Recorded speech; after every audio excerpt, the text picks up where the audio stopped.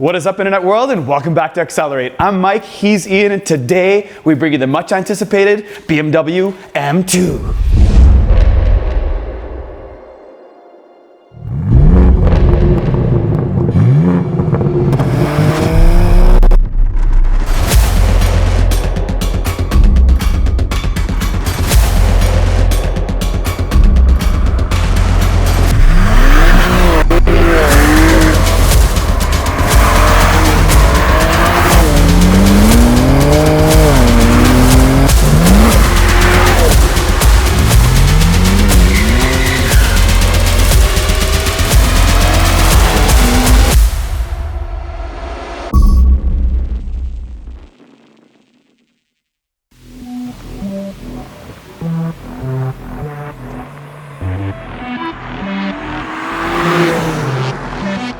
Oh, internet world, am I excited to be behind the wheel of this M2. Now, I've had this car for 3 days, and man, this thing is whiplash central. You really have to know your M2, because otherwise this thing will 100% be wrapped around a tree. It's boxy, it's heavy looking. It shares a pure M engine with its older siblings, brother and sister. But I don't know if I can say that today, so I will say it shares its engine with its gender neutral siblings that share the same parents. That's safe, I think. Okay, I found a corner. This is where the fun begins. I just go around a corner, I go half throttle, and the back end flies out. That's less than half throttle. And these are on Cup 2s. The car has 3,500 kilometers on it. And I have not done any burnouts, nothing crazy, because these tires are expensive. And I don't want to return the car to the manufacturer and get in. Man, this back end, look, half throttle. Half throttle. Not done on purpose. And there's 3 different drive modes. By pressing this button, I will tell you, road, sport, and track. I'm not even gonna bother with sport and track. I'm leaving this thing in road. It's wild. It's wild. There's so much power to this back end. It's crazy. You really have to know your M2. But this steering, man, this steering is out of this world. Now, we also have a Porsche Cayman GTS that we're reviewing this week as well. And they're pretty much head-to-head in terms of pricing. Obviously, if you load up the Cayman, it just blows past the M2. But from a starting price perspective, they're pretty much very similar. And that car handles like absolute gold. Mid-engine car, it's a dream in terms of handling. But this thing has better steering. The steering input is perfect. It is fantastic.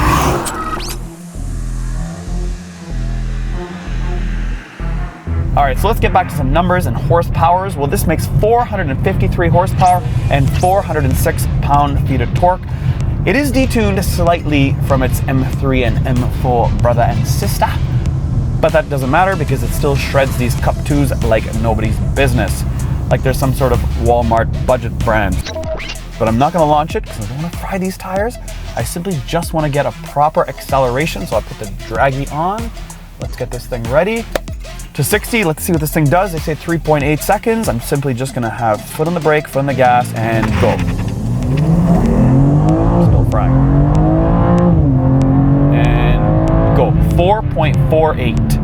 So 4.848 in regular efficient mode or comfort, it's just normal. Now obviously if I get these tires stickier, it's a hotter day, I'm in the right modes, I will get this thing to for sure crack the 3-second mark, for sure, 100%, no doubt in my mind. I just want to blow these tires out. The reason I say this is because if I put it in track mode, check this out. I put it in track mode, okay? I'm doing 80 kilometers an hour, foot to the ground. The back end's already coming out. It's crazy. It makes you appreciate what good driving is. If you suck at driving, you will for sure crash this thing.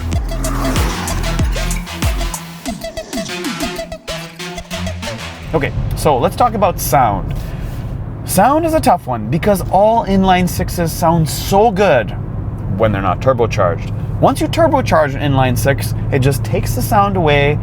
That's why this doesn't sound that great.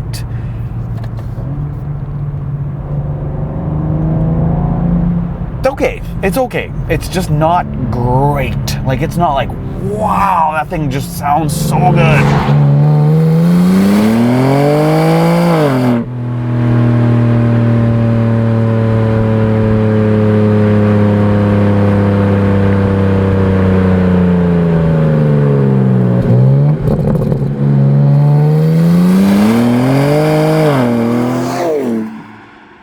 You don't get that from this thing. It just sounds muted a little bit. And you can obviously mix in the California regulations along with the turbocharging of the inline-six, but that's what it is. The inline-six turbocharged motors just don't ever sound good. They rip like crazy. They rip. So in the front of the M2, check out its grille. It's got a borderless grille. I'm glad that they've gone this direction as opposed to what they've done with the M3 and M4. They've actually cared about what the public thinks. And it's cool to me that a car so small can look so wide from the front, and they've done that by having really boxy, edgy corners. Even every part of this front grille, even the lower valences are all boxy and squared out. Now, aside from all the squares, if we started from the headlight here, you can see how they've been pulled back, and they have a single projector with these question mark DRLs. Moving down from there, again, you have very big intakes left and right, and of course in the center. But look how they've sort of had the body color only at the edge of the bumper, and in the center it's all piano black. Of course, you have your sensors, your M2 badge, and then this 50th anniversary badge up top. To the side of the all-new BMW M2. La, la, la, la, la, la. Now, there's some important pieces to note. The first thing is that this car is 4.1 inches longer than its predecessor. It's 1.3 inches wider, and it sits 0.3 inches lower than its old model. There's two important things to note about the side of it. The first thing is that if you wanted to get adaptive damping on the old version, you couldn't unless you bought the CS version, and that was exclusive. But now you get it standard in this brand new M2. The second one is its braking feature. Check out these 6-piston brakes. You have something called brake-by-wire system that gives you two different pressure modes. The first one is sport, makes it more aggressive when you push down on it. The other is comfort, a little bit more softer. Now you have 6 pistons, as I mentioned, along with 15-inch rotors. And then you have a single piston with 14.6-inch rotors. And when I'm back here, I can tell you the suspension on the back has been borrowed from the Touring M3 from Europe. Now, as far as the old generation E46 M3, that is actually a smaller car than this M2, to give you some sort of perspective on how large this new M2 is. Now, from your angle, you can see 3 really big bump outs. The first one, of course, is at the fender here. It's really flared out. And then you have the lower side skirts, and then, of course, this massive, massive rear quarter. And that's all defined from where I'm standing as well. I have the shoulder line that you can't even see over here. And then when I walk across to the back, you can see how it just sort of disappears because there's so much booty here. And then of course you have this BMW M side mirror that has this little cutout here to make it look wider. Lots of black. Of course, you've got your wheels. You have the trim that goes all the way around this window here. And again, the M2 for me has always been really small looking, but not this one. It's wide. It's glaring, it's bold, and it's aggressive, and I really like the side of this thing. The old one was just a bit too tiny for me, but this one they've done a really good job. Now, as I walk to the center of the car, you can see it has a flush door handle, but more importantly, it has a full carbon roof. Now, this carbon has a gray tinge to it. It is not black like most carbon out there, so it's very easy to spot and easy to see. Now, before we head to the back, I want to talk about one last thing, and that is the tires. They come with Michelin Pilot Sport Cup 2s with 275/35 19s in the front and 285/30 20s in the back. Total staggered setup. Love it, BMW. Whew. Trying to get out those seats, not easy. So if we start at the back here, we'll start at the top. Again, you can see the carbon fiber roof, this little black shark fin. Love it, nice and cool. You can see inside the cabin, you can see both Harbin Kardon speakers on the back parcel shelf. This is where it gets tough for me after that point. This spoiler here is just not in the right place. It seems like it's too far forward. And then moving down from this little spoiler, you have this BMW badge. That's all good. But then it just gets worse from there when you look at this rear bumper. It sticks out so much, like they're trying to make this car so big that instead of actually elongating this rear trunk lid, they've elongated the bumper. And it just looks so out of place when I'm standing here looking at it. Sort of like a park bench where I can sit down. It's kind of annoying in my opinion, but then it gets all better when you look at these exhausts. They're so big, they're so nice that it's like, yes, BMW M2. Whoo, baby, this is where the party starts. The driver's seat of the BMW M2. So check this out. Last night, I was listening to music. I pulled in the driveway, I got out of the car, I locked it. Music was still playing. I locked it, music went away. Same sound, didn't drop volume at all. This morning, I unlocked the car and the music starts again. I thought that was super cool. Just sort of like the entry point to getting in your car, you know, sort of get into where you left off. Oh boy, there's a lot to talk about in here and there's a lot of excitement. So we'll start off with these fancy seats that are illuminated right here. Even when you get the basic standard seats, they're also illuminated. They're also a lot softer. These ones look so cool. These are the coolest looking seats ever. This is something special. But sitting in them long term is tough, like any bucket seat. So what BMW's done is they've given you this option. You can actually recline your bucket seat. Unlike that Porsche Cayman GTS, they have fixed seats, which is the problem when people buy supercars. They sometimes get stuck with these bucket seats and they think it's a good idea, but to drive it every day, it's not. Now, the only downside I will say about these seats, one, people may not like this cupping feature in the center that holds your body together, or at least your goods together. And then the second part is on the back of these seats, they're fairly hard. I found my back hurting after driving it for a while. But on the track, these things will hold you in. You will feel like such a monster and you will love life with all the carbon that is in these seats and the dashboard. So let's start with the door panel. You do have some LEDs and of course this iconic BMW color, red, blue, and light baby blue. Then you have memory seat 1 and 2, a little bit of stitching, nothing crazy about that. That's pretty BMW 2 Series type stuff. And then from there, of course, your eyes are gonna feast on this heads-up display along with a 14.9-inch infotainment screen and this curved rectangular screen that also includes the driver's display, and that's kind of taken from the iX. And moving down from there, you have lots of carbon fiber along with 2 decent sized vents. But there's no buttons. The only real buttons you have are your forward track, skip track, your front defrost, your volume knob, and your rear defrost. Other than that, there's not a lot of buttons on the actual dash because everything is really in this infotainment screen. Then of course there's a center console that does have your wireless charger, 2 decent sized cup holders, a USB, and then a cigarette plug where you can plug in some electronics from 1970. And moving deeper into the center console, you have, again, lots of carbon fiber that wraps around your iDrive infotainment version number 8. Now, a lot of people will probably use the touchscreen, but it's kind of far from the driver, so they may probably use this little rotary knob and cursor, touch cursor that you have to play with there, because you have all your buttons, home, media, nav, telephone, all that fun stuff is all here. And on the top of the shifter, you have your M logo embedded or ingrained in the leather here. Nice, nice touch. I wonder how this is going to be in like 10 years when I buy one. Rub for good luck. Nonetheless, you have all your drive modes here, and you have 3 different drive modes that come standard on your M2. You've got road, sport, and track, and of course your displays change when you do that. And then you have the leather on this center console armrest. It feels like 2006 BMW 3 Series. Very vinyl-y. Anyways, let's open it up, and I can tell you, you don't have a ton of room in here, but you do have a USB-C, and I will show you how much height you have. This is an iPhone 12. Ian's gonna yell, it's a 14, but it's not a big guy, it's just a regular one, and this is how much, it's a 13. This is how much height you have. It's basically this deep. Not a ton of room, but that's all good because your phone is actually gonna be right there in the wireless charging. But that all means nothing because the action is right here behind the steering wheel. And this steering wheel is magical. There's lots of carbon fiber, huge paddle shifters that have all carbon on them. It is so cool to have these shifters. You also have obviously your typical cruise control on the left. It does have adaptive cruise control as an option now. And on the right, you have all your volume controls and of course, heated steering wheel right on the bottom. Excuse my voice, I think I'm getting sick. Now I'm in the back seats of the M2. I'm 5'9" and I'm not sitting fully straight. My head is kinked, my back is slightly curved, so you probably have to be 5'7" or so to sit comfortably back here. Now they do feel decent. It's a 2-passenger back here. I don't have really a center armrest. I do have this pass-through I can pull, and then it just gives me this sort of fabric on the back.